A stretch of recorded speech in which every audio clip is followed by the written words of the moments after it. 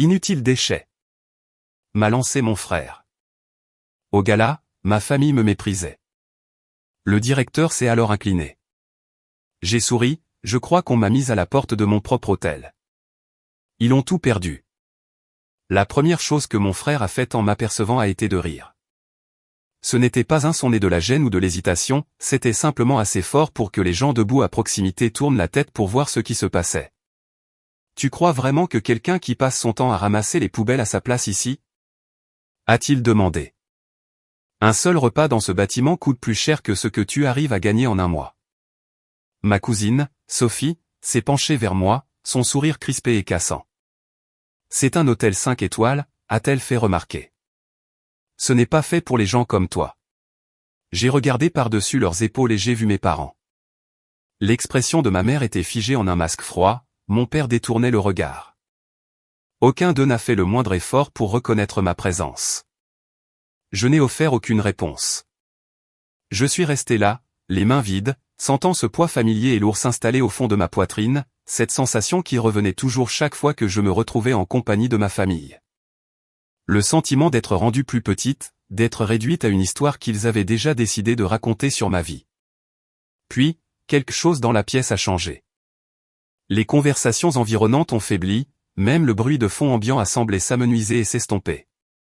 Le président directeur général du groupe hôtelier est entré dans le hall.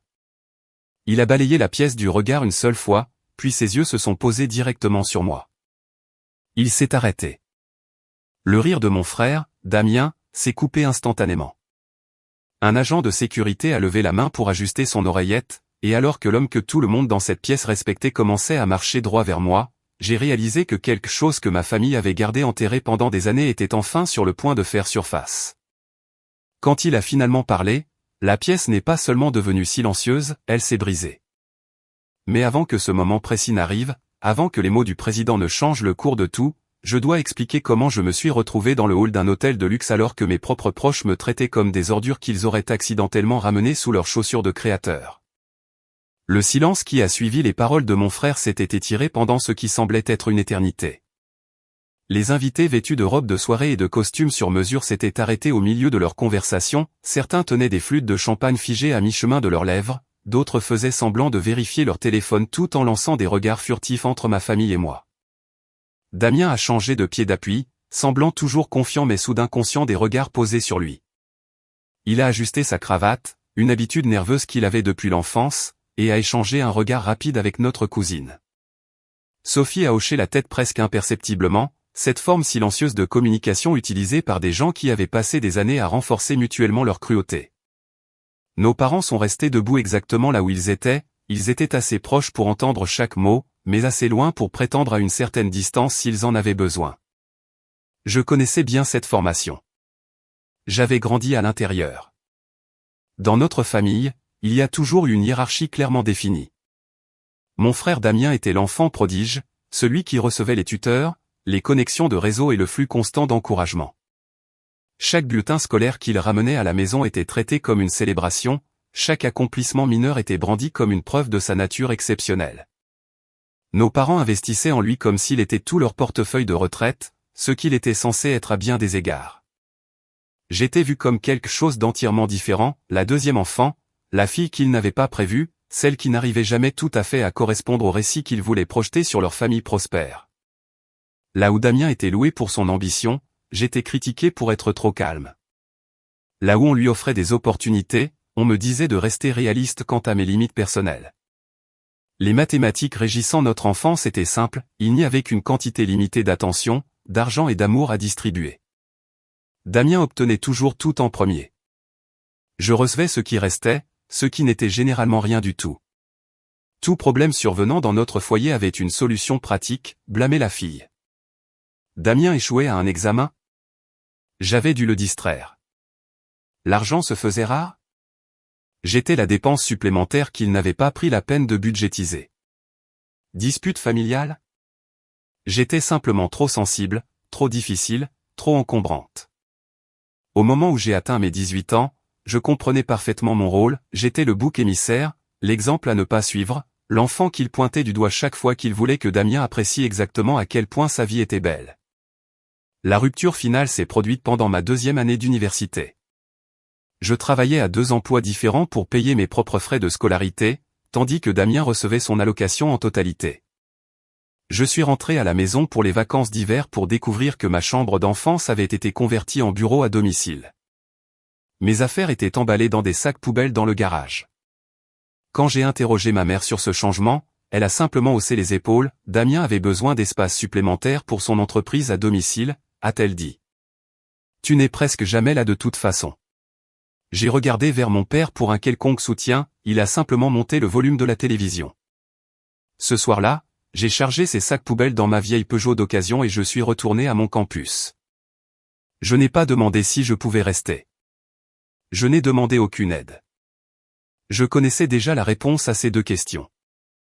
La rumeur selon laquelle j'étais devenue éboueuse a commencé environ 1 an plus tard. Je ne suis pas entièrement sûr de qui l'a lancée, très probablement ma cousine Sophie, qui avait toujours été la plus fidèle supportrice de Damien. À ce moment-là, j'avais arrêté d'appeler à la maison. J'avais arrêté de demander quoi que ce soit. Pour eux, j'avais simplement disparu dans n'importe quelle vie qu'ils supposaient que quelqu'un comme moi finirait inévitablement par vivre. Ils n'ont jamais pris la peine de découvrir ce qui m'était réellement arrivé. Maintenant, j'étais là, debout dans le hall de l'hôtel Impérial pendant leur gala exclusif de fin d'année. Ma famille avait été invitée grâce aux connexions de Damien, il s'était fait un devoir de réseauter pour entrer dans des cercles spécifiques au cours de la dernière décennie. Cet événement était le genre de chose pour laquelle il vivait, une chance d'être vu, d'être admiré et de prouver qu'il appartenait au monde des riches et des puissants. Il n'avait aucune idée de pourquoi j'étais dans la pièce. Damien avait mentionné le code vestimentaire dans son commentaire moqueur, et il n'avait pas tort de dire que j'avais l'air différente des autres invités. Ma robe était simple, sombre et bien ajustée, mais sans les étiquettes de créateur que tout le monde semblait porter. Je n'avais pas de diamant autour du cou ni une pochette valant plus que le loyer mensuel de la plupart des gens. Ce que j'avais était quelque chose d'entièrement différent, quelque chose qu'aucun d'eux ne connaissait. Le président continuait de traverser le hall. Les gens s'écartaient instinctivement pour lui, le genre de déférence qui naît du vrai pouvoir, pas juste de vêtements coûteux. J'ai regardé l'expression de mon frère changer alors qu'il suivait le chemin du président. L'assurance était encore visible, mais quelque chose d'autre s'était glissé, de la confusion, peut-être le premier faible indice d'incertitude. Sophie l'a remarqué aussi. Elle s'est arrêtée au milieu de n'importe quelle explication qu'elle préparait et a regardé autour de la pièce, soudainement consciente que tout le monde regardait notre groupe. Nos parents ont finalement bougé. Ma mère a fait un petit pas en arrière, comme si elle pouvait disparaître dans la foule. La mâchoire de mon père s'est crispée, son tic pour quand il savait que quelque chose n'allait pas mais ne comprenait pas encore quoi. Je suis resté exactement où j'étais. Le président était proche maintenant. Il était assez proche pour que je puisse voir son expression clairement. Il ne souriait pas, mais il y avait quelque chose dans ses yeux, de la reconnaissance, peut-être de la validation. L'agent de sécurité qui avait tendu la main vers son oreillette s'était figé sur place. Il regardait le président maintenant, attendant des instructions, clairement confus quant à ce qui se déroulait. J'ai compris alors que cette nuit ne se passerait pas comme ma famille l'avait anticipé. Pendant des années, ils m'avaient rayé de leur histoire. Ils avaient décidé qui j'étais et ce que je méritais d'avoir. Ils avaient utilisé leur silence et leur cruauté pour me rendre petite, pour me convaincre que j'étais exactement ce qu'ils disaient que j'étais. Mais les histoires peuvent être réécrites. Le président s'est arrêté à 1 mètre de moi. Le hall entier retenait son souffle. Et à ce moment-là, j'ai su que tout ce que ma famille avait cru à mon sujet, tout ce qu'il s'était raconté pour justifier la façon dont il m'avait traité, était sur le point d'être révélé pour ce que c'était vraiment, un mensonge. Le président a ouvert la bouche pour parler et j'ai senti le poids des années pressées contre ma poitrine, pas le vieux poids de la honte et de l'inutilité, mais quelque chose de nouveau, quelque chose qui ressemblait à la vérité remontant enfin à la surface pour prendre l'air. Cette nuit allait tout changer. Non pas parce que j'avais planifié une confrontation dramatique, non pas parce que j'avais répété des discours ou préparé une vengeance, mais parce que je m'étais simplement présenté, et ce faisant, j'avais marché droit au milieu de leur fiction soigneusement construite sur qui j'étais. La première fissure se propageait déjà à travers leur histoire. Le reste suivrait. Le président s'est arrêté en plein mouvement, quelqu'un à travers le hall a appelé son nom. Un échange rapide a eu lieu, un signe de tête, puis il s'est détourné, brièvement attiré dans une autre conversation près de l'entrée. Juste comme ça, le moment a relâché son emprise sur la pièce. Je l'ai senti immédiatement. Mon frère aussi. Ses épaules sont retombées, la tension s'est vidée de sa posture comme si quelqu'un l'avait silencieusement rassuré que rien n'avait vraiment changé. La musique a repris de l'ampleur, les conversations ont redémarré, le rire est revenu à son volume approprié. Quel que soit le danger qu'il avait imaginé, il était passé. Damien a ajusté sa veste et m'a regardé avec une confiance renouvelée. Pendant une seconde là, a-t-il dit doucement, semblant presque amusé, j'ai cru que tu connaissais vraiment quelqu'un d'important. Il a jeté un coup d'œil vers l'endroit où le président se tenait maintenant, entouré de cadres. J'imagine que non, a-t-il ajouté. Les gens comme lui ne s'arrêtent pas pour les gens comme toi. Ma cousine Sophie est intervenue avec fluidité, comme si c'était son signal. Sa voix s'est adoucie, pas d'une manière plus gentille, juste plus contrôlée. Écoute, a-t-elle dit, baissant le ton comme le font les gens quand ils veulent paraître raisonnables. C'est un événement sur invitation seulement. Ces tables coûtent plus cher que ce que la plupart des gens gagnent en un an. Je ne sais pas comment tu es entré, mais ce n'est pas vraiment ta place. Elle a laissé ses yeux parcourir ma tenue, ma robe, mes chaussures, puis les a détournés. C'est juste gênant, a-t-elle continué, pour tout le monde autour de nous. Les gens avaient commencé à prêter attention. Pas ouvertement, pas de manière évidente, mais assez. Une femme à proximité a ralenti sa conversation. Quelqu'un d'autre a légèrement orienté son corps loin de moi. L'air a changé, pas hostile, juste tranquillement excluant. Ma mère a choisi ce moment pour engager la conversation avec le couple à côté d'elle. Elle a ri à quelque chose que la femme a dit, plaçant une main légère sur son bras, son dos tourné partiellement vers moi, créant juste assez de distance pour revendiquer un déni plausible. Mon père se tenait à côté d'elle, silencieux, son regard fixé sur la pièce au-delà de nous comme si je n'étais pas là du tout. Damien s'est penché plus près. Tu as toujours eu ce problème, a-t-il dit. Tu ne sais pas quand tu n'es pas à ta place. Les mots n'étaient pas forts, ils n'avaient pas besoin de l'être. Sophie a hoché la tête, l'air satisfait. C'est un hôtel 5 étoiles, a-t-elle répété légèrement. Ils ont des standards. Un serveur est passé avec un plateau de champagne. Damien a pris un verre sans rompre le contact visuel avec moi, puis s'est détourné comme si l'affaire était déjà réglée.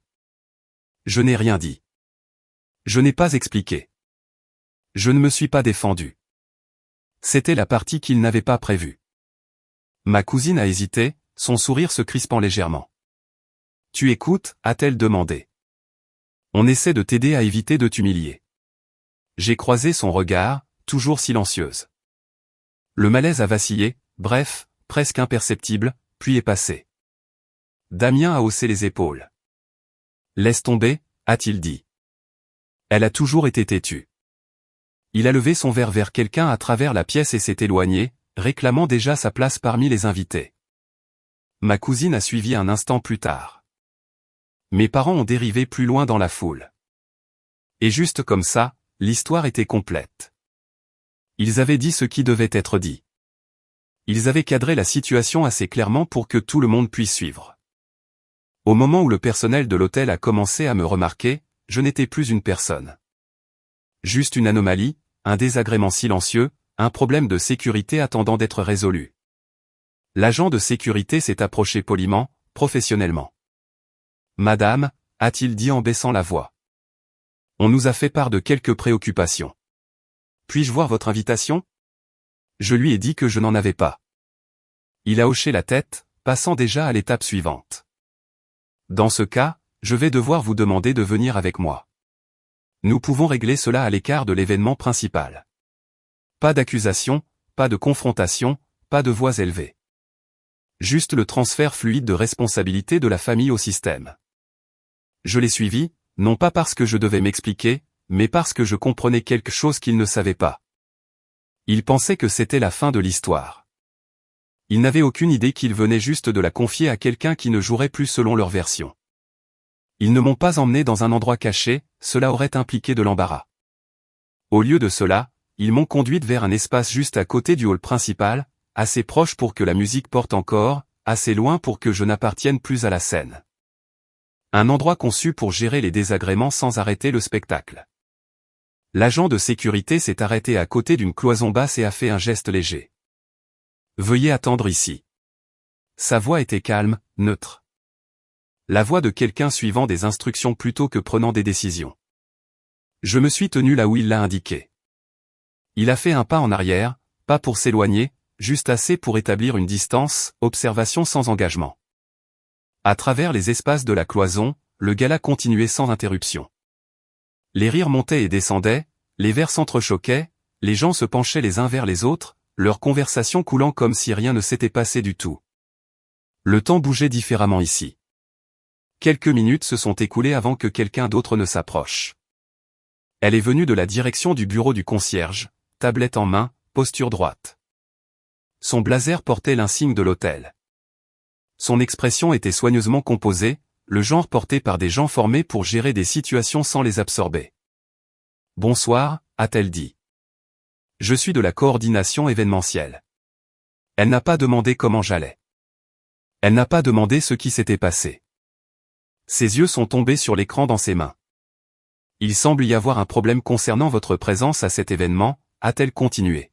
« Puis-je avoir votre nom ? » Je l'ai donné. Elle a tapé, fait une pause, fait défiler. Puis elle a essayé à nouveau, plus lentement cette fois. « Je ne vois pas votre nom sur notre liste d'invités », a-t-elle dit. « Avez-vous été invitée en tant qu'accompagnatrice d'un autre participant ? » Non. Elle a hoché la tête comme si cela réglait la question. « C'est une fonction privée », a-t-elle dit. La présence est limitée aux invités enregistrés. Nous sommes responsables de maintenir un certain standard de confort pour tout le monde ici. La phrase a atterri proprement, efficacement, comme un formulaire qu'on remplit. Je vais devoir vous demander de vous éloigner de la zone de l'événement. Derrière elle, le garde a changé de position, pas plus près, juste assez pour faire comprendre que le mouvement avait été anticipé. Il y a aussi l'option d'attendre, a-t-elle ajouté en jetant un coup d'œil à sa tablette. Nous pouvons procéder à une vérification supplémentaire, bien que cela puisse prendre un certain temps. Elle n'a pas dit combien de temps. Elle n'avait pas à le faire. À travers la cloison, je pouvais voir mon frère maintenant. Il riait avec un petit groupe près de l'entrée, son corps tourné complètement à l'opposé de l'endroit où je me tenais. Mes parents étaient assis à une table plus loin à l'intérieur, têtes inclinées l'une vers l'autre, absorbés dans la conversation. Personne ne me cherchait. La coordinatrice a suivi mon regard brièvement puis a ramené son attention sur l'écran. Pour éviter de perturber l'événement, a-t-elle dit, nous recommandons d'utiliser la sortie latérale. Éviter de perturber. Comme si j'interférais. Comme si ma présence était de la friture sur une transmission autrement fluide. Je n'ai pas discuté. Je n'ai pas demandé de clarification. Cela semblait la déstabiliser plus que la résistance ne l'aurait fait. Ces procédures sont standards, a-t-elle ajouté presque par réflexe. Elles existent pour une raison. Politique. Procédure. Raison. Des mots qui enlevaient la responsabilité du résultat.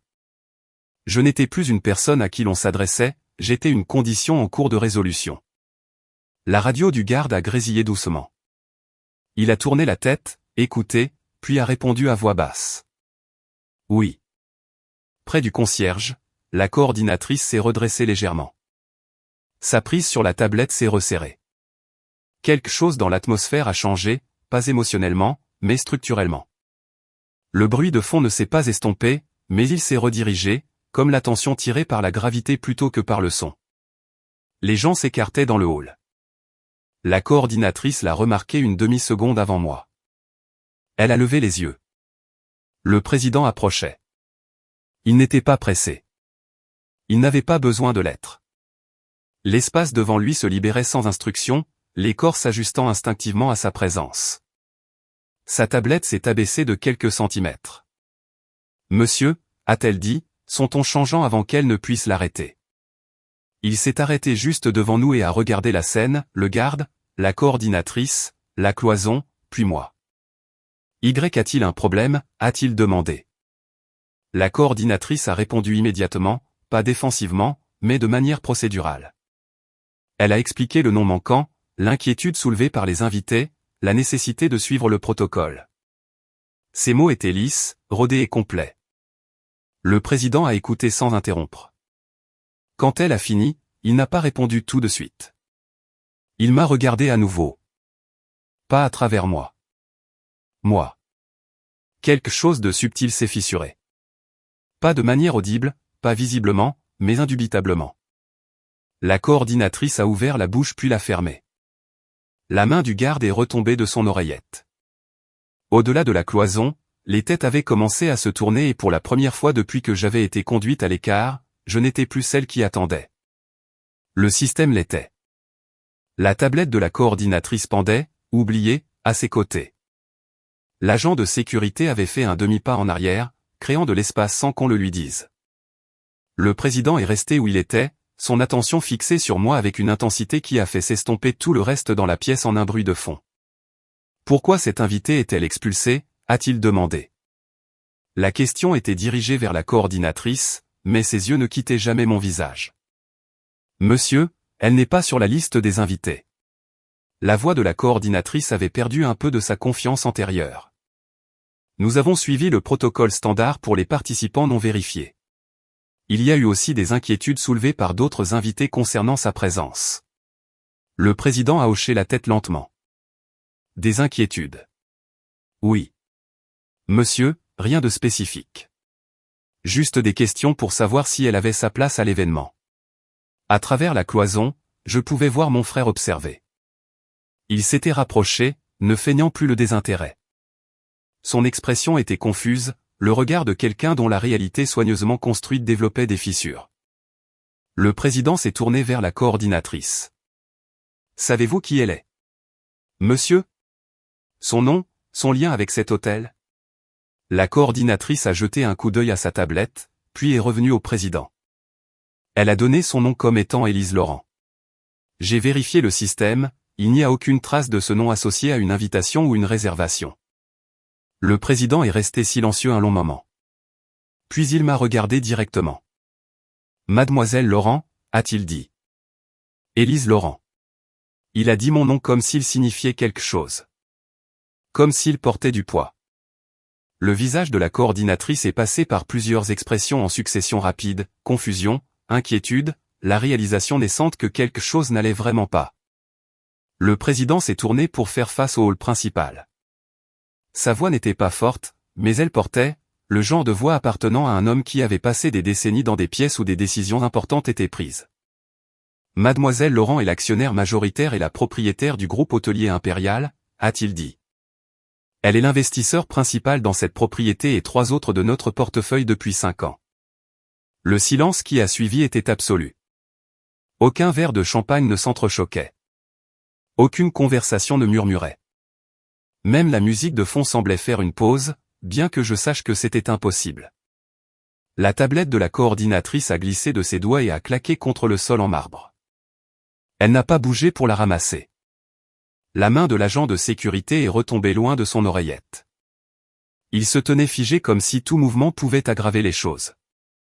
À travers la cloison, j'ai regardé ma famille assimiler ce qu'ils venaient d'entendre. Le visage de mon frère était devenu pâle. La confiance facile qu'il avait définie toute la soirée s'était évaporée comme le brouillard matinal. Son verre de champagne a penché dans sa prise, menaçant de se renverser sur ses chaussures coûteuses. Ma cousine avait complètement arrêté de bouger. Son sourire, ce sourire social répété qu'elle portait comme une armure, avait disparu. À sa place se trouvait quelque chose de brut, quelque chose sans défense. Ma mère avait porté sa main à sa gorge, un geste dont je me souvenais de l'enfance, celui qu'elle faisait quand elle était véritablement choquée plutôt que de jouer le choc pour les faits. Mon père m'a finalement regardé. Pour la première fois depuis des années, il me regardait vraiment. Le président a continué de parler, mais je pouvais à peine l'entendre à travers le bourdonnement dans mes oreilles. Il disait quelque chose à propos d'excuses, de revues internes, d'assurer que ce genre de situation ne se reproduise plus jamais. La coordinatrice s'est penchée pour récupérer sa tablette, ses mains tremblaient. Rien de tout cela n'importait. Ce qui importait, c'était le silence. Le silence lourd et profond qui était tombé sur le gala comme un linceul. 20 ans à être rejeté. 20 ans à s'entendre dire que je n'étais rien, que je ne serais jamais rien, que je devrais connaître ma place et y rester. 20 ans où ma famille m'avait rayé de leur histoire, me réduisant à un exemple effrayant qu'ils se racontaient pour se sentir mieux dans leur propre choix. Tout cela avait été basé sur un mensonge qu'ils avaient construit et cru avec une telle conviction qu'ils n'avaient jamais pensé à le remettre en question.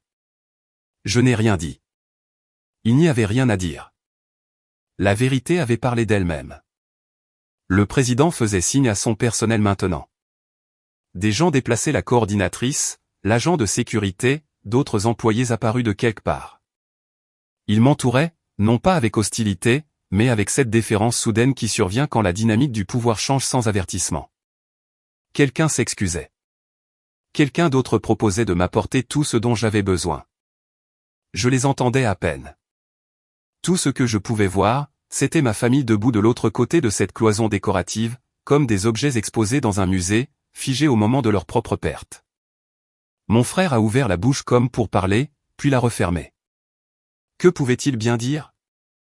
Quel mot existait pour combler le fossé entre éboueuses et propriétaires d'hôtels? La réponse était « aucun ». Il n'y avait pas de mots. Il n'y avait que ce moment, s'étirant comme du caramel, pendant que tout le monde dans ce hall recalculait tout ce qu'il pensait savoir. Le président a touché mon coude, un geste léger et respectueux. « Mademoiselle Laurent, si vous souhaitez vous installer dans un endroit plus privé, nous pouvons organiser cela immédiatement. » J'ai trouvé ma voix quelque part dans le chaos de mes propres pensées. « Non, ai-je dit. Je voudrais rester ici. » Il a hoché la tête comme si c'était exactement ce qu'il avait prévu. Bien sûr. La musique a repris. Les conversations ont recommencé, plus calmes maintenant, plus gênées. Les gens regardaient toujours, mais différemment. La femme qui avait chuchoté à mon sujet plus tôt évitait maintenant soigneusement tout contact visuel. Je suis resté là où j'étais, non pas parce que je voulais jubiler, non pas parce que j'avais besoin de voir ma famille souffrir, mais parce que pour la première fois de ma vie, je me tenais au centre d'une pièce au lieu d'être poussé vers ses bords. Et je n'allais pas abandonner cela juste parce que d'autres personnes étaient mal à l'aise. Le président s'était éloigné pour gérer les retombées. Les membres du personnel se repositionnaient, se préparant probablement à prétendre que les 10 dernières minutes n'avaient pas eu lieu. À travers la cloison, j'ai vu mon frère faire un pas instable vers moi, puis s'arrêter. Quelque chose dans mon expression, ou peut-être dans la nouvelle réalité que nous habitions tous soudainement, lui a dit que ce n'était pas le moment. Il est resté où il était. Et j'ai réalisé avec une clarté qui semblait presque physique que je venais de recevoir quelque chose dont je ne savais pas que j'avais besoin, pas la vengeance, mais la reconnaissance. La reconnaissance que j'existais. Que je comptais. Que je n'étais pas et n'avais jamais été la personne qu'ils avaient décidé que j'étais. Ma famille avait passé 2 décennies à essayer de me faire disparaître. Ce soir, la salle entière m'avait enfin vu. Les minutes qui ont suivi l'annonce du président se sont écoulées étrangement. Le temps semblait s'étirer et se compresser à intervalles aléatoires, me laissant incertaine de la durée pendant laquelle j'étais resté au même endroit. Autour de moi, le gala avait repris son élégante façade, mais quelque chose de fondamental avait changé. Les conversations étaient plus feutrées maintenant. Les gens se déplaçaient dans l'espace avec une nouvelle conscience, comme si le sol lui-même était devenu instable et pouvait bouger à nouveau sans avertissement. J'ai regardé le personnel se réorganiser avec une efficacité rodée. L'agent de sécurité qui avait demandé à voir mon invitation s'était repositionné près de l'entrée principale, le dos droit, ses yeux évitant soigneusement ma direction. La coordinatrice qui avait expliqué les politiques de l'hôtel n'était visible nulle part, appelée peut-être pour expliquer comment un oubli aussi important avait pu se produire. La cloison qui me séparait de l'événement principal avait été discrètement retirée. Je me tenais maintenant à la vue de tous, bien que la plupart des gens semblaient soudainement très intéressés par leur champagne, leurs compagnons ou toute autre chose leur permettant de ne pas me regarder directement. Mon frère s'était déplacé vers le côté opposé du hall. Il parlait à quelqu'un, ou faisait semblant de parler à quelqu'un, mais son langage corporel était tout faux. Disparut l'assurance expansive, la domination facile de l'espace. Il se tenait les épaules légèrement voûtées, ses gestes plus petits, sa voix plus basse. Quand il riait à quelque chose que son compagnon disait, le son était forcé, une performance qui avait perdu son public. Ma cousine s'était attachée à un groupe près de la table des hors-d'œuvre. Elle parlait vite, ses mains bougeant de cette façon qu'elles avaient quand elle était nerveuse. Les gens autour d'elle étaient polis mais distants, souriant sans chaleur, hochant la tête sans engagement. Les classements invisibles qui régissaient des événements comme celui-ci avaient été remaniés, et tout le monde essayait encore de comprendre où il se situait.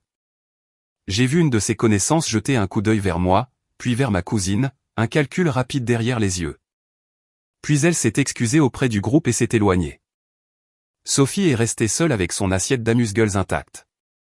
Mes parents s'étaient retirés dans un coin près du vestiaire. Ils ne se parlaient pas, se tenant juste côte à côte dans ce silence particulier des vieux couples mariés qui n'ont plus rien à se dire. Ma mère continuait de lisser sa robe, d'ajuster ses cheveux, de toucher ses boucles d'oreilles, de petits mouvements répétitifs qui trahissaient le chaos sous son extérieur composé. Mon père avait l'air plus vieux que dans mes souvenirs, plus petit. Ses yeux continuaient de parcourir la pièce, ne se posant jamais, ne s'arrêtant sur personne plus d'un instant. J'ai réalisé avec un sursaut qu'il cherchait des alliés, cherchant quelqu'un qui pourrait encore le traiter avec la déférence à laquelle il était habitué. Il n'a trouvé personne. Le président s'était déplacé à travers la foule, parlant brièvement à divers invités. J'ai remarqué les conversations qui s'interrompaient à son approche, la façon dont les gens se penchaient pour saisir chaque mot. Quoi qu'ils disent, cela se répandait dans la pièce comme des ondulations dans un étang. Une serveuse s'est approchée de moi avec un plateau de champagne. « Mademoiselle Laurent », a-t-elle dit, sa voix différente des voix qui m'avaient parlé plus tôt, plus chaude, plus attentive. « Puis-je vous apporter quelque chose ?» J'ai pris un verre. « Merci. » Elle a souri d'un sourire sincère, pas une performance de l'industrie du service, et s'est éloignée. Je suis resté là avec mon champagne et j'ai regardé le gala continuer autour de moi. La musique jouait, les lumières scintillaient, les gens mangeaient, buvaient et parlaient de ce dont les gens parlent lors d'événements de luxe. Mais quelque chose avait fondamentalement changé. Soyez plus prudents. Le rire était différent maintenant, plus calme. Les gens n'étaient plus sûrs de savoir avec qui ils riaient et de qui ils pouvaient être en train de rire. Mon frère a tenté de rejoindre une conversation près du bar principal. Je l'ai vu approcher un groupe d'hommes en costume coûteux, le genre d'homme qu'il avait passé toute sa vie d'adulte à essayer d'impressionner. Il a dit quelque chose. L'un des hommes a hoché la tête, un autre a vérifié sa montre. Puis, un par un, ils ont trouvé des raisons de s'éloigner. Damien est resté seul au bar, son verre intact, sa confiance se vidant visiblement. Une femme que je ne reconnaissais pas s'est approchée de moi. Elle était plus âgée, élégamment vêtue, avec une sorte de soin attentif qui suggérait à la fois de l'argent et un souci du détail. « J'espère que vous pardonnerez mon intrusion », a-t-elle dit. « Je suis Madame Lefebvre. Je siège au conseil consultatif de l'hôtel. » Elle a tendu la main et je l'ai serrée. Je voulais m'excuser personnellement pour ce qui s'est passé plus tôt. Je ne peux pas imaginer à quel point cela a dû être inconfortable. « Merci », ai-je dit. Elle s'est attardée, espérant clairement plus de conversation. Je ne lui en ai pas donné. Après un moment, elle a hoché la tête, un geste de reconnaissance plutôt que d'adieu, et s'est éloignée. Je comprenais ce qui se passait. La machinerie sociale de l'événement se recalibrait. Les gens comprenaient le nouveau paysage, se positionnant en conséquence. Madame Lefebvre ne s'excusait pas parce qu'elle ressentait un véritable remords. Elle s'excusait parce que c'était la chose intelligente à faire. C'était très bien. Je n'étais pas venu ici pour chercher de la sincérité. Le président s'est approché à nouveau. Il avait une façon de se déplacer dans les foules qui écartaient les gens sans sembler les pousser, le genre de présence qui venait de décennies d'autorité. Le programme reprendra sous peu, Élise, a-t-il dit. La présentation, les récompenses. Je ferai quelques remarques. Il a fait une pause. Je voulais vous donner l'option d'être reconnu publiquement si vous le souhaitez, ou nous pouvons gérer les choses plus discrètement. C'est entièrement selon votre préférence. J'y ai pensé. Discrètement, ai-je dit. Il a hoché la tête comme si c'était la réponse qu'il attendait. Bien sûr. Il s'est dirigé vers la zone de la scène où quelqu'un testait un microphone. Je me suis retrouvé seul à nouveau, ce qui était exactement ce que je voulais. De l'autre côté de la pièce, mon frère a croisé mon regard. Pendant un moment, nous nous sommes juste regardés. Il n'y avait aucune moquerie dans son expression maintenant, aucune condescendance. Juste une sorte d'incompréhension hébétée, comme un homme qui s'était réveillé dans un monde qui fonctionnait selon des règles entièrement différentes de celui dans lequel il s'était endormi. Il a détourné le regard le premier. Le programme officiel a commencé. Les gens ont pris place aux tables nappées de blanc. Le président a fait ses remarques, gracieux, professionnelles, sans aucune mention du drame antérieur de la soirée. Ma famille était assise à sa table assignée près du milieu de la salle. De là où je me tenais, je pouvais voir les espaces vides autour d'eux, des chaises qui auraient pu être occupées par des gens qui avaient soudainement trouvé des raisons de se déplacer. Les prix ont été présentés, des discours ont été prononcés, tout le monde a applaudi aux moments appropriés. Mais quelque chose avait changé qui ne pouvait pas être inversé, et tout le monde dans cette pièce le savait. Le gala s'est terminé avec les rituels habituels d'adieu, poignées de main et bises en l'air, promesse de s'appeler, la dérive générale vers les vestiaires et les voitures en attente. Le personnel de l'hôtel se déplaçait efficacement dans l'espace, commençant déjà le travail de transformation, débarrassant les verres, redressant les chaises, effaçant toute preuve que quelque chose de remarquable s'était produit. Je suis resté où j'étais, regardant la foule s'éclaircir. Ma famille n'est pas partie avec les autres. Je les ai vus s'attarder près de l'entrée, engagés dans ce qui semblait être une discussion intense. Les mains de ma mère bougeaient rapidement pendant qu'elle parlait. Mon père se tenait les bras croisés, la mâchoire serrée. Damien avait sorti son téléphone mais ne le regardait pas, le tenant juste comme si l'objet familier pouvait fournir une sorte d'encre. Ma cousine avait disparu à un moment donné pendant le programme, je n'avais pas remarqué son départ. Le président s'est approché de moi une dernière fois. « Votre voiture est prête quand vous le voudrez », a-t-il dit. « Ou si vous préférez rester, je peux faire préparer une suite. »« Merci », ai-je dit. « Je partirai bientôt. » Il a hoché la tête et s'est retiré, comprenant que sa présence n'était plus requise. Le hall était presque vide maintenant, juste le personnel de l'hôtel, quelques invités qui s'attardaient, et ma famille, toujours groupée près de la porte comme s'ils attendaient quelque chose. Ils m'attendaient. J'ai fini mon champagne, mon deuxième de la soirée, et j'ai posé le verre sur une table voisine. Puis j'ai marché vers eux. Damien m'a vu le premier. Il s'est redressé, se décollant du mur contre lequel il s'appuyait. Son expression était difficile à lire, un mélange compliqué d'émotions. Il avait clairement encore du mal à assimiler. Ma mère a cessé de parler. Mon père a décroisé les bras. Nous sommes restés là en silence un moment, nous quatre, comme des étrangers qui s'étaient accidentellement retrouvés au même arrêt de bus. Damien a parlé le premier. « On peut parler ?» Sa voix était différente. L'arrogance avait disparu, remplacée par quelque chose qui aurait pu être une véritable incertitude. Ça ne lui allait pas. Il n'avait jamais eu à être incertain de quoi que ce soit dans sa vie. « Parler de quoi ?» ai-je demandé. Il a jeté un coup d'œil à nos parents, puis est revenu à moi. « De ça. De tout. » Il a fait une pause, luttant. Je pense qu'il y a eu une sorte de malentendu. Le mot a atterri entre nous comme une pierre. Malentendu. Comme si 20 ans de rejet et de mépris pouvaient être expliqués comme un simple échec de communication. Je n'ai pas répondu. J'ai juste attendu.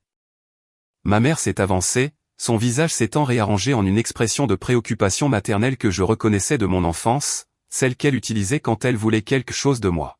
« Ma chérie », a-t-elle dit. Nous n'avions aucune idée de tout cela. Tu dois comprendre. Nous pensions. Elle s'est tue, incapable de finir la phrase. Que avait-il pensé? Que je ramassais les poubelles? Que j'avais échoué en tout et vivais dans une sorte d'obscurité misérable? Que leurs prédictions sur mon inutilité s'étaient avérées exactes? Oui, c'était exactement ce qu'ils avaient pensé.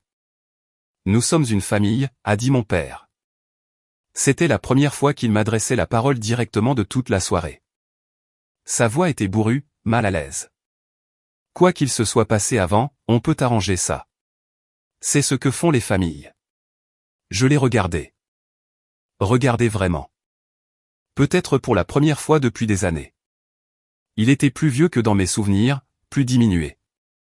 L'homme qui semblait autrefois si puissant, si capable de déterminer toute ma valeur d'un seul regard dédaigneux, était juste un homme fatigué dans un costume cher, debout dans un hall d'hôtel qu'il ne pouvait pas se permettre. « Qu'est-ce que vous suggérez exactement qu'on arrange ?» ai-je demandé. La question a semblé les prendre au dépourvu. Ils s'attendaient à ce que je sois reconnaissante, j'ai réalisé.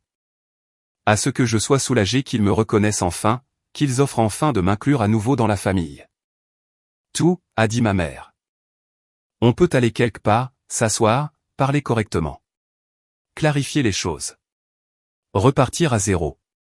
Repartir à zéro. Comme si le passé pouvait être effacé avec une conversation et quelques mots soigneusement choisis. Il est tard, ai-je dit. Je ne suis pas intéressé par une discussion familiale dans un hall d'hôtel. La mâchoire de Damien s'est serrée. Alors quand? Demain? On peut venir chez toi. Ce qui t'arrange. J'ai étudié mon frère. L'enfant roi offrait de venir à moi, de s'adapter à mon emploi du temps, à mes préférences. C'était un tel renversement de tout ce que j'avais connu que j'ai presque ri. Je ne pense pas, ai-je dit. Le silence s'est étiré. Qu'est-ce que tu veux dire? La voix de ma mère avait perdu un peu de sa chaleur. On essaie d'arranger les choses ici. Toi aussi, non? La question flottait dans l'air. Personne ne semblait savoir comment y répondre. On ne savait pas, a répété Damien. Si on avait su. Si vous aviez su quoi, les jeux interrompus. Que je ne ramassais pas les poubelles? Que j'avais de l'argent? Que je possédais cet hôtel? J'ai secoué la tête. Quelle différence cela aurait-il faite? Il a ouvert la bouche puis l'a fermée.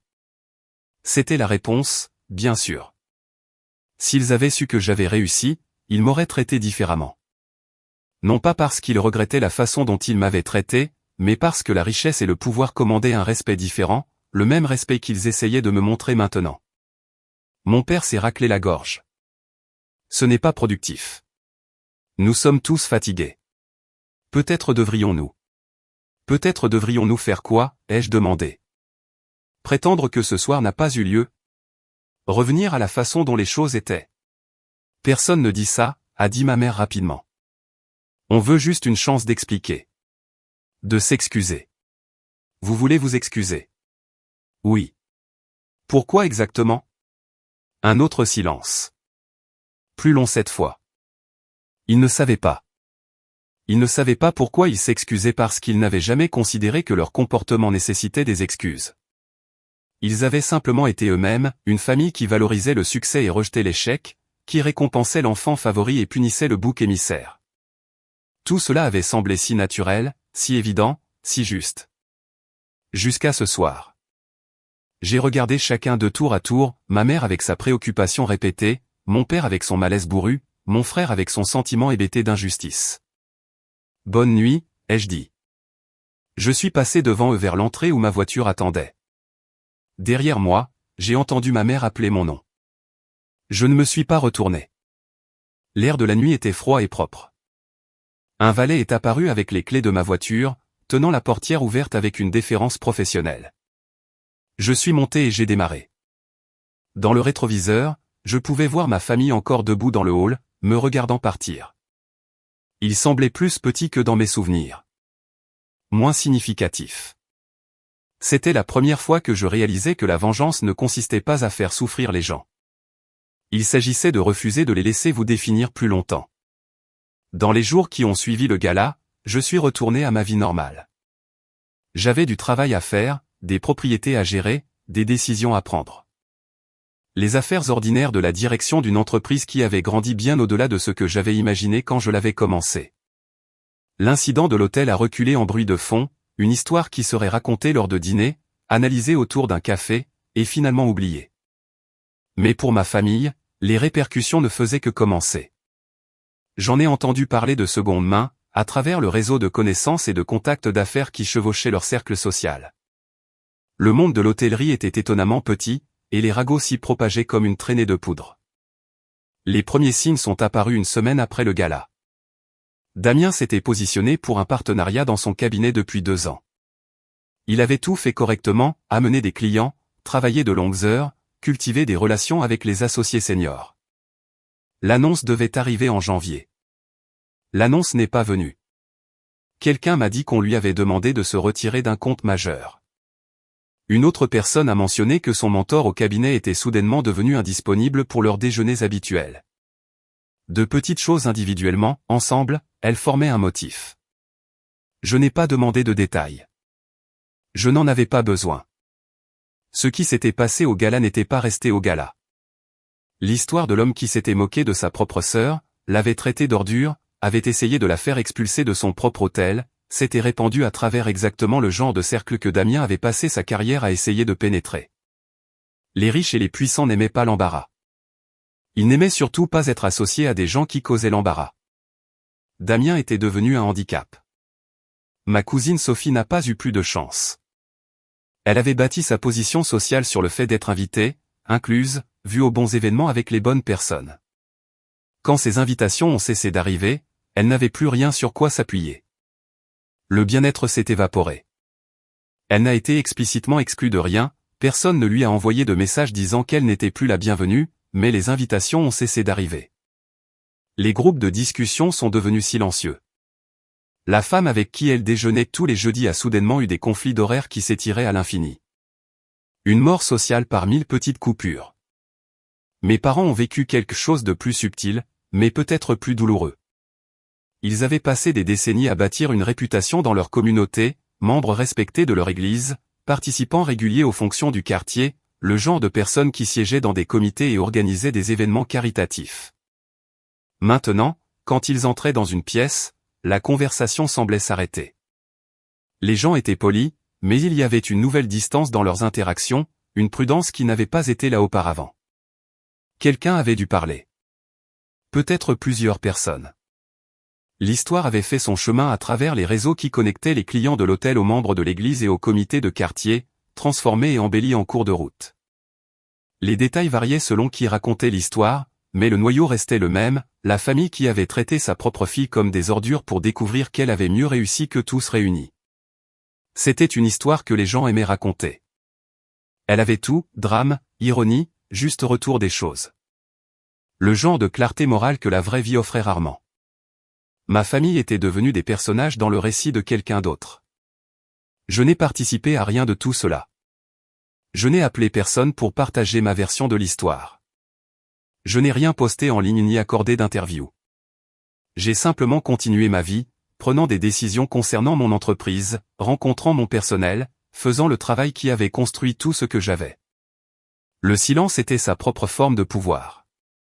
Chaque jour où je ne me défendais pas, où je n'expliquais pas, où je ne m'engageais pas dans le drame tourbillonnant autour de ma famille, l'histoire devenait plus forte. Mon absence devenait la preuve de ma dignité. Mon refus de participer devenait la preuve de mon caractère. Pendant ce temps, ma famille se démenait pour contrôler un récit qui leur avait déjà échappé. Damien a essayé de recadrer ce qui s'était passé au gala. C'était un malentendu, disait-il aux gens. Tension familiale, rien de grave. Ma sœur et moi nous sommes déjà réconciliés, tout va bien. Mais tout n'allait pas bien, et tout le monde le savait. Sophie a tenté une approche différente, s'appuyant sur le drame, se positionnant comme la partie lésée. D'une manière ou d'une autre, elle a laissé entendre des rivalités d'enfance, de la jalousie et du ressentiment, les dommages que le succès pouvait causer aux relations familiales. Ça n'a pas marché. Les gens voyaient clair dans la performance. Mes parents se sont retirés dans un silence qui leur était propre. Ils ont cessé d'assister aux fonctions sociales qu'ils dominaient autrefois. Ils ont arrêté de se porter volontaires pour les comités. Ils ont arrêté de répondre aux questions sur leur fille par de vagues dérobades et ont commencé à ne plus répondre du tout. J'ai entendu dire que ma mère pleurait, que mon père avait développé des troubles du sommeil, que la tension dans leur maison était devenue insupportable avec Damien et ma cousine allant et venant à toute heure, des disputes éclatant sur ce qu'il fallait faire, comment arranger les choses, qui était à blâmer. J'ai ressenti quelque chose en entendant ces choses, mais ce n'était pas satisfaisant. C'était plutôt la reconnaissance tranquille que les actions avaient des conséquences. Que l'histoire que ma famille avait racontée sur moi pendant 20 ans que j'étais inutile, jetable, ne valant pas leur attention avait été un choix. Et les choix avaient un coût. Ils payaient ce coût maintenant. Je ne me sentais pas victorieuse. Je ne me sentais pas vengée. Je me sentais juste fatigué. La semaine s'était tirée en 2 semaines, puis 3. Les fêtes approchaient. J'ai fait mes propres plans, calmes, solitaires, exactement ce que je voulais. Mon téléphone est resté silencieux, ma famille avait enfin arrêté d'appeler. Le premier message est arrivé un mardi, 3 semaines après le gala. Il venait de ma mère. Court, soigneusement formulé, le genre de message qui avait clairement été rédigé et remanié plusieurs fois. tu me manques. On peut parler, s'il te plaît? Je l'ai lu une fois, puis j'ai posé mon téléphone. Le deuxième message est venu 2 jours plus tard. Celui-ci était plus long, avec plus de cette manipulation émotionnelle que je reconnaissais de l'enfance. Je sais que les choses n'ont pas toujours été parfaites entre nous, mais tu es toujours ma fille. Je pense à toi tous les jours. Cette distance me brise le cœur. S'il te plaît, donne-moi juste une chance d'expliquer. Je n'ai pas répondu à celui-là non plus. Les messages ont continué d'arriver. Ma mère avait toujours été douée pour la persévérance. Elle faisait référence à sa santé, de vagues mentions de rendez-vous chez le médecin, de ne pas bien dormir, du stress qui faisait son effet. Elle parlait de la famille, de l'importance du pardon, de combien de temps avait déjà été gaspillé. Pas une seule fois elle n'a reconnu ce qui s'était réellement passé. Pas une seule fois elle n'a mentionné les années de rejet, les remarques cruelles, la campagne systématique pour me faire sentir inutile. Dans sa version des événements, il y avait simplement eu une distance regrettable entre nous qu'elle essayait maintenant de combler. La maladie du passé était devenue un malentendu mutuel, également partagé. Je reconnaissais cette technique. Je l'avais vue déployer toute ma vie, chaque fois que ma mère causait du tort, elle réécrivait le récit pour se positionner en victime. La blessure devenait quelque chose qui était arrivé aux deux parties également, ou parfois, d'une manière ou d'une autre, à elle plus qu'à quiconque. Après une semaine de messages sans réponse, Damien a essayé une approche différente. Il a appelé. J'ai laissé aller sur la messagerie vocale. Son message était bref, professionnel. Il voulait me rencontrer, a-t-il dit, non pas pour ressasser le passé, mais pour discuter de l'avenir. Il y avait des choses à résoudre, des questions pratiques. Il était sûr que nous pourrions trouver un moyen d'avancer qui fonctionnerait pour tout le monde. Je comprenais ce qu'il disait vraiment. Les retombées sociales du gala avaient atteint un point où il avait besoin de quelque chose de moi, une réconciliation publique, peut-être. Une photo de la famille réunie, heureuse et unie. Quelque chose pour contrer l'histoire qui se répandait dans ses cercles professionnels. Il ne s'excusait pas. Il négociait. Je n'ai pas rappelé. La contribution de mon père est venue quelques jours plus tard, relayée par ma mère. Il voulait qu'elle me dise qu'il était désolé, qu'il avait beaucoup pensé au passé, qu'il espérait que nous pourrions aller de l'avant. Il était notable qu'il n'avait rien dit de tout cela directement. Il avait envoyé ses excuses par un intermédiaire, se gardant à une distance sur de toute responsabilité réelle. Certaines choses ne changeaient jamais. Puis est venue l'intervention. Je ne sais pas qui l'a organisé, probablement ma mère avec le soutien de Sophie et de divers amis de la famille. La stratégie de base était de m'approcher par des tiers, des gens qui pourraient avoir une certaine influence, un lien qui pourrait être exploité. Une tante à qui je n'avais pas parlé depuis des années m'a contacté pour me rappeler que la famille était la chose la plus importante. Une ancienne voisine a appelé pour dire qu'elle avait entendu parler de ce qui s'était passé et trouvait que c'était tellement dommage que les familles aient parfois ces petits désaccords. Une connaissance professionnelle, quelqu'un que j'avais rencontré exactement une fois à une conférence, a envoyé un email suggérant que peut-être j'étais trop dur avec mes proches. Tout le monde fait des erreurs, a-t-elle écrit. Garder rancune ne fait de mal qu'à la personne qui la garde. J'étais émerveillé par la coordination de tout cela. Ma famille avait mobilisé tout un réseau de personnes pour livrer le même message de base, j'étais déraisonnable. Je laissais le passé me contrôler. J'étais celle qui causait la rupture en refusant de pardonner et d'oublier. C'était exactement le genre de campagne qu'ils auraient menée, transformer la victime en agresseur, faire passer mes limites pour de l'agression, positionner leur désir de réconciliation comme la haute moralité et mon refus de m'engager comme le problème. Je n'ai répondu à rien de tout cela. Les messages ont ralenti, puis se sont arrêtés. Un autre type de communication a commencé. Les textos de ma mère sont devenus plus courts, plus plaintifs. J'essaie, écrivait-elle. Je ne sais pas quoi faire d'autre. Je t'aime. Les tentatives de Damien sont devenues plus agressives. Il a laissé un message vocal menaçant de se présenter à mon bureau si je continuais à l'ignorer. Il voulait savoir ce que je voulais d'eux, ce qu'il faudrait, quel était le prix du pardon. Il ne comprenait pas qu'il n'y avait pas de prix. Ce n'était pas une négociation. Je n'attendais pas la bonne offre. J'avais simplement décidé que je ne voulais plus d'eux dans ma vie. Cette décision s'était formée depuis des années, bien avant le gala. Les événements de cette soirée l'avaient juste cristallisé, lui donnant une forme et un poids qui ne pouvaient être ignorés. Pendant 20 ans, ma famille avait choisi de me voir comme sans valeur. Ils avaient construit tout un récit autour de mon insuffisance et de mon échec. Et ils s'étaient accrochés à ce récit même lorsqu'ils étaient présentés avec des preuves du contraire.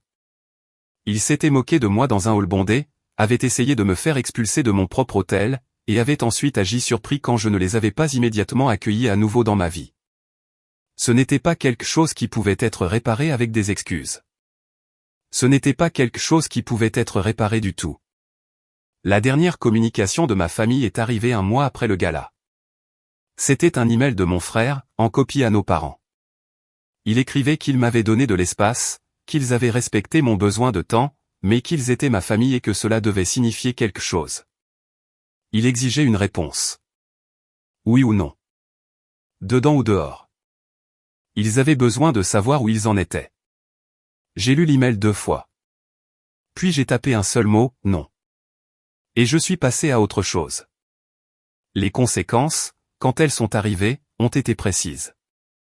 J'en ai pris connaissance de la façon dont j'avais appris tout le reste, par le réseau silencieux de contacts professionnels qui reliait mon monde à celui de ma famille. Pas exactement des ragots, juste des informations, le genre que les gens partageaient quand ils pensaient que cela pouvait être pertinent. Damien a perdu le partenariat. L'annonce est venue fin janvier, exactement quand il s'attendait à être célébré. Au lieu de cela, il a eu une réunion avec les associés seniors, une conversation à huis clos qui a duré 45 minutes et a mis fin à sa trajectoire au sein du cabinet. Ils ne l'ont pas viré, cela aurait été trop direct, trop passible de poursuite. Au lieu de cela, ils ont restructuré son rôle, réassigné ses clients et réduit sa visibilité. Ils ont fait comprendre, de la manière dont les entreprises font comprendre les choses, que son avenir avec le cabinet avait atteint son plafond. Il a démissionné 2 semaines plus tard. J'ai entendu dire qu'il cherchait de nouveaux postes, contactant des relations, essayant de tirer parti des liens qu'il avait construits au cours d'une décennie de réseautage minutieux. Mais le monde du réseautage avait une mémoire longue. L'histoire du gala s'était attachée à son nom comme une ombre. Les employeurs potentiels qui faisaient des recherches sur lui trouvaient l'association inévitable. Certaines portes, une fois fermées, ne se rouvraient pas. L'effondrement social de ma cousine s'est accéléré. Elle avait bâti son identité sur le fait d'être invitée, incluse, vue aux bons événements avec les bonnes personnes. Quand ces invitations ont cessé, elle n'avait rien sur quoi se replier. J'ai entendu dire qu'elle avait essayé d'organiser ses propres événements, de petits rassemblements, des dîners intimes, le genre de choses qui pourraient reconstruire son capital social lentement. Mais les gens qu'elle invitait avaient des excuses, conflits d'horaires, engagements antérieurs, les évasions polies qui communiquaient sans le dire directement qu'elles ne valaient plus leur temps. Elle a déménagé finalement, quelque part dans le sud je crois, un nouveau départ dans un endroit où personne ne connaissait l'histoire. Le déclin de mes parents a été plus lent mais plus complet. Ils avaient passé 30 ans à bâtir une vie dans leur communauté, une maison dont ils étaient fiers, une église où ils étaient connus, un réseau de voisins et d'amis qui les voyaient comme prospères, respectables, admirables. Tout cela reposait sur la réputation. Et la réputation, une fois endommagée, était presque impossible à réparer. Les amis de l'église ont arrêté d'appeler. Les voisins sont devenus polis mais distants. Les invitations aux événements communautaires se sont taries. Mes parents se sont retrouvés de plus en plus isolés dans la maison qu'ils avaient autrefois montrée à tous ceux qui voulaient bien regarder. J'ai entendu dire que mon père avait essayé de renouer avec d'anciens collègues, des gens de ses années de travail qui n'auraient peut-être pas entendu l'histoire. Mais tout le monde avait entendu l'histoire. À l'ère des médias sociaux et de la communication instantanée, il n'y avait pas d'échappatoire au récit qui s'était attaché à leur nom, les parents qui avaient jeté leur fille, la famille qui s'était moquée d'elle en public, les gens qui avaient choisi la cruauté et avaient été récompensés par les conséquences. C'était le genre d'histoire qui collait. Je n'ai rien orchestré de tout cela. Je n'ai pas passé d'appel, ni envoyé de mail, ni tiré les ficelles en coulisses. J'ai simplement vécu ma vie, dirigé mon entreprise et laissé les conséquences se dérouler d'elles-mêmes. C'était peut-être la chose la plus remarquable, je n'avais rien fait à ma famille. J'avais simplement arrêté de les protéger d'eux-mêmes. Pendant des années, mon absence de leur vie les avait protégés de l'examen minutieux. Personne n'avait posé de questions difficiles sur leur fille disparue parce que je n'étais pas là pour susciter ces questions. Ils avaient été libres de raconter l'histoire qu'ils voulaient, et l'histoire qu'il racontait les faisait bien paraître. Maintenant, j'étais visible. Maintenant, les gens connaissaient la vérité. Et la vérité était plus difficile à manipuler que la fiction. Ma mère a essayé une fois de plus de me joindre. Elle s'est présentée à mon immeuble de bureau, a attendu dans le hall pendant 3 heures et a finalement été escortée dehors par la sécurité. Je n'étais pas là ce jour-là, j'étais dans une autre propriété pour traiter des affaires courantes. Mais j'en ai entendu parler après. Elle pleurait. Ma réceptionniste m'a dit qu'elle avait supplié de me voir, juste quelques minutes, juste pour expliquer. J'ai ressenti quelque chose en entendant ça. Pas de la satisfaction. Quelque chose qui ressemblait plus à du deuil. La mère que j'avais voulu, celle qui m'aurait protégé, cru en moi, aimé inconditionnellement, n'avait jamais existé. La femme qui pleurait dans mon hall était une étrangère portant le visage de ma mère, une personne que je n'avais jamais vraiment connue et qui ne m'avait jamais vraiment connu.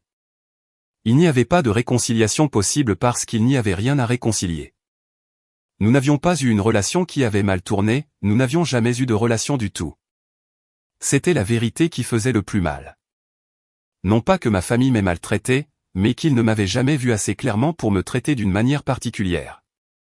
J'avais été un symbole pour eux, d'abord de leur fardeau, puis de leurs échecs, puis de leur rédemption potentielle. Jamais une personne. Juste un rôle dans leur histoire. J'avais fini de jouer des rôles. Le printemps est arrivé. L'anniversaire du gala est passé sans reconnaissance. La vie a continué. Ma famille existait toujours quelque part, luttant, reconstruisant, se racontant probablement une version des événements qui faisaient d'eux les victimes. Je ne connaissais pas les détails et je ne les cherchais pas. Ce que je savais, c'était ceci, les conséquences auxquelles ils faisaient face n'étaient pas des punitions que j'avais imposées. Elles étaient simplement les résultats naturels de leur propre choix les rattrapant enfin après des années de retard. C'était ainsi que la justice fonctionnait parfois.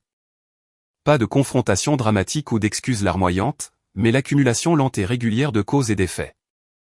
Ils avaient planté des graines pendant 20 ans. Maintenant, ils récoltaient ce qu'ils avaient fait pousser. La demande de réunion est arrivée par mon assistante, avec une note de désespoir impossible à masquer. Damien promettait que ce serait bref, essentiel et mutuellement bénéfique. Je n'ai pas répondu immédiatement. J'ai laissé son nom reposer dans ma boîte de réception pendant 3 jours, le regardant perdre son pouvoir de provoquer ne serait-ce qu'une étincelle d'anxiété en moi. Nous nous sommes rencontrés dans un bistrot routier quelconque en périphérie de la ville, un endroit où les camionneurs prenaient le petit déjeuner et où l'air sentait le nettoyant industriel et la graisse bon marché. Il n'y avait pas de lustre en cristal ici, pas de carte des vins, et pas de public pour que Damien puisse faire son numéro. Quand je suis entré, Damien avait l'air très différent. Son costume était toujours haut de gamme, mais sa posture s'était effondrée. Il fixait une tasse en polystyrène de café noir comme s'il cherchait un scénario pour sauver sa vie. Il s'est levé brusquement quand je me suis assise, puis s'est rassis, jouant nerveusement avec une touillette en plastique. Je ne suis pas là pour me disputer, a commencé Damien. C'était une ouverture classique, un mur défensif construit avant même que le premier coup ne soit tiré. J'ai beaucoup réfléchi ces derniers temps. À notre enfance. À la façon dont les choses ont été gérées. Je réalise maintenant qu'on m'a donné une longueur d'avance que je n'ai jamais remise en question. Je n'ai pas hoché la tête. Je n'ai pas offert un sourire compatissant. Et tu es là pour collecter un trophée pour cette réalisation ? Damien a tressailli. Il s'est raclé la gorge, essayant de retrouver le personnage poli qu'il avait utilisé pour gravir les échelons de l'entreprise. Les choses sont devenues difficiles, Élise. Mon cabinet. Il pose des questions sur mon caractère personnel après cette nuit au gala. Mes associés principaux prennent leur distance. Et nos parents. Ils ne peuvent même pas aller au supermarché sans sentir le poids du regard des voisins. Il s'est penché en avant, baissant la voix en un murmure conspirateur. Si nous pouvions juste être vus ensemble. Une photo pour une œuvre caritative, ou même juste un déjeuner public dans un endroit en vue. Nous pourrions cadrer l'incident du gala comme un malentendu familial, une blague privée qui est allée trop loin.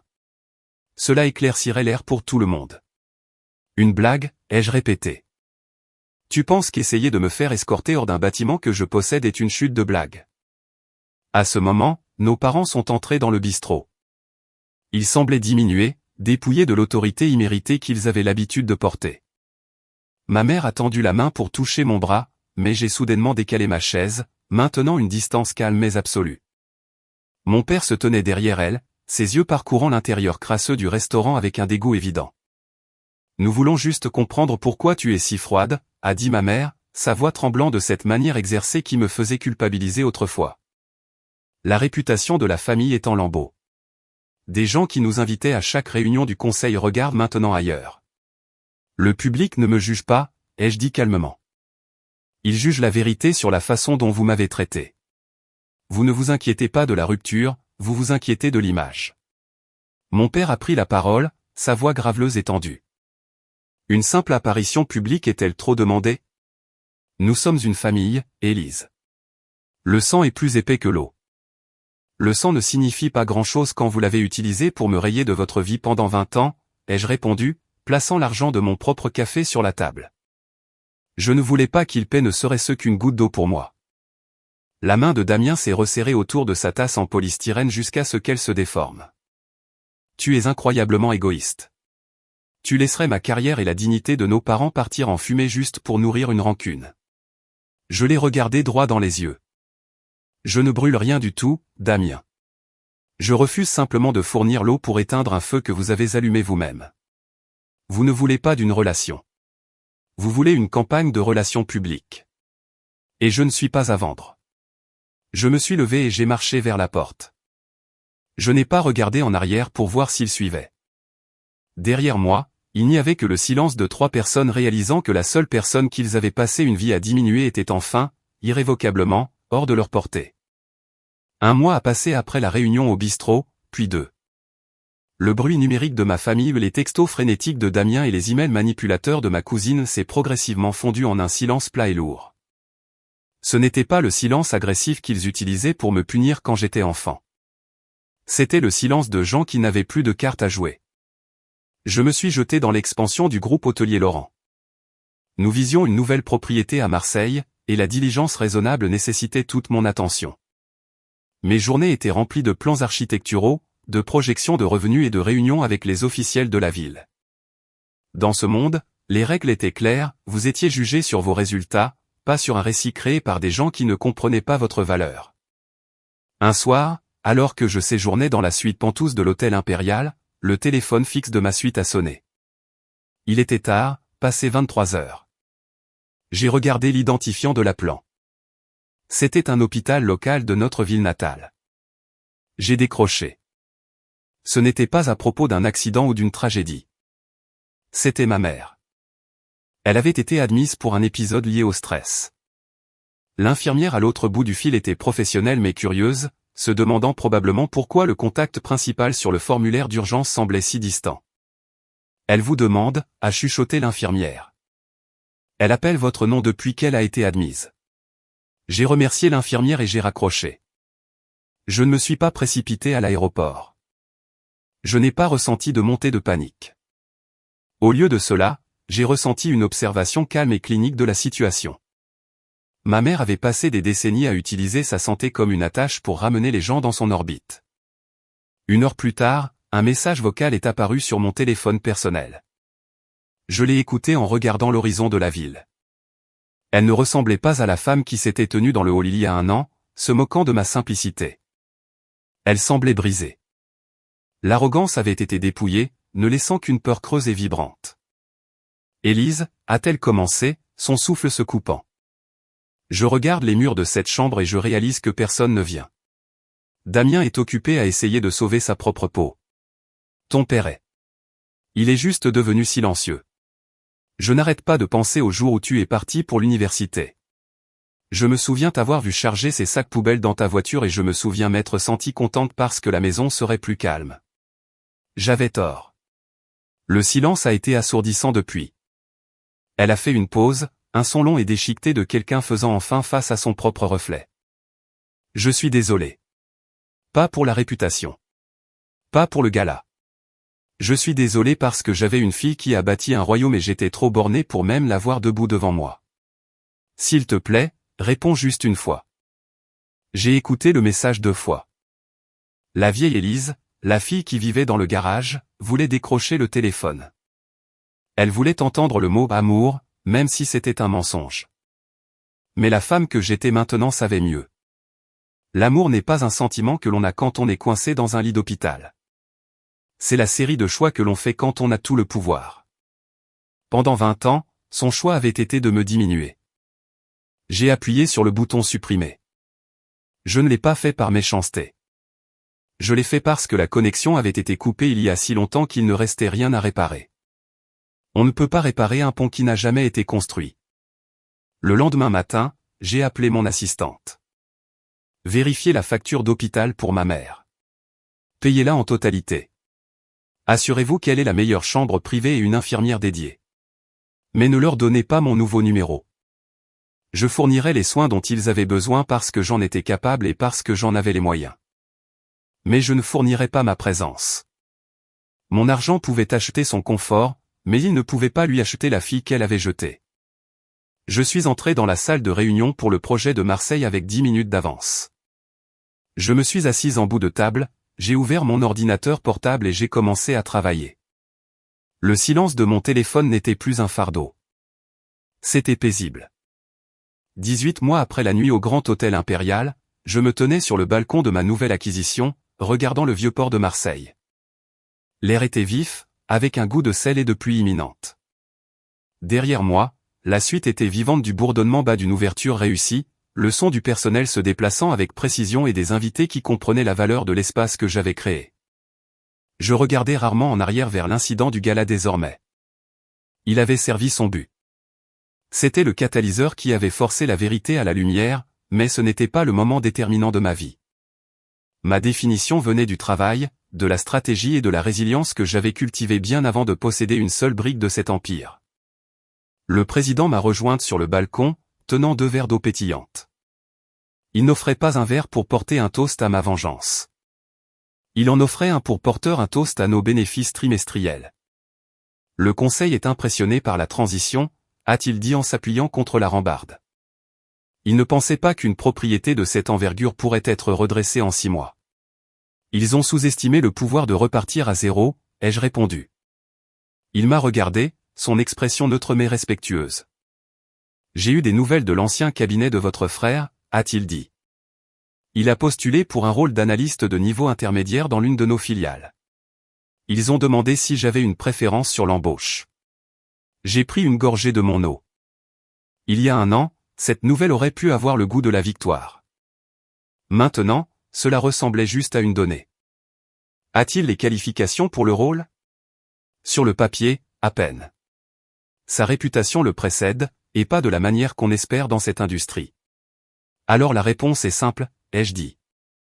Suivez le protocole RH standard. S'il ne répond pas au seuil méritocratique de cette entreprise, il n'obtient pas le poste. Être mon frère ne lui accorde pas de raccourci. Et cela ne devrait pas non plus lui accorder de pénalité. Il est juste un autre candidat. Le président a hoché la tête, l'ombre d'un sourire apparaissant. C'est juste. Quand il est parti, je suis resté dehors dans le froid quelques minutes de plus. J'ai pensé au mot famille. Mes parents étaient toujours dans cette maison, vivant dans une tranquillité qu'ils avaient gagnée par des décennies d'exclusion. Damien apprenait que le monde ne lui devait pas un siège à la table. Ils vivaient leur vie et je vivais la mienne. J'avais réalisé que la plus grande forme de rétribution n'était pas de les regarder tomber. C'était d'atteindre une hauteur où je n'avais plus à regarder en bas pour voir où ils étaient. La fille qui avait emballé sa vie dans des sacs poubelles était partie. La femme qui se tenait ici n'avait pas besoin d'excuses pour se sentir entière, et elle n'avait pas besoin de leur reconnaissance pour savoir qu'elle avait gagné. J'avais bâti une vie qui était large, profonde et entièrement la mienne. Mon téléphone a vibré dans ma poche. Une notification pour une réunion du conseil à Paris, une réservation de dîner avec des gens qui me voyaient pour mon esprit, pas pour mon histoire, un manifeste de vol pour la semaine prochaine. J'ai tourné le dos au port et je suis retourné dans la chaleur du gala. J'ai traversé la foule, non pas comme un fantôme ou une victime, mais comme l'architecte de la pièce. L'histoire qu'ils avaient écrite sur moi s'était terminée il y a longtemps. La mienne ne faisait que commencer.